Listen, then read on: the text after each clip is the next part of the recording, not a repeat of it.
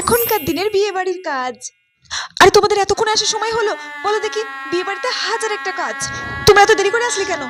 আরে কাকিমা বলো না, পার্লার গিয়েছিলাম, পার্লারে গিয়ে 10,000 টাকা খরচ করে মেকআপ করে আসলাম, সেই জন্য তো অনেক সময় লেগে গেল। আমাদেরকে যে এখন কাজ করাবে বলো তো? আরে শোনো, তোমাদেরকে তো বেশি কিছু করতে হবে না, আমি তো রাঁধুনি রেখে দিয়েছি রান্নার জন্য, আর সমস্ত কিছু কাজ ওরাই করে নেবে। ওই তোমরা শুধু একটু হলুদটা কুটে দেবে আর ওই বরণডালাটা সাজিয়ে দেবে।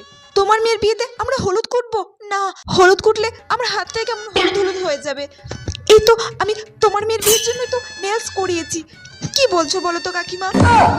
তোমার মেয়ের বিয়ের জন্য আমরা ম্যানিকিউর প্যাডিকিউর ফেসিয়াল সবকিছু করিয়েছি। এখন যদি ওসব কাজ করতে যাই না, তাহলে আমাদের লুকটাই খারাপ হয়ে যাবে।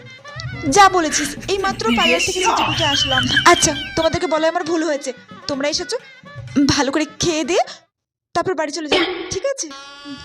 ডলির বিয়ের তত্ত্ব আসলো, যাই গিয়ে দেখি।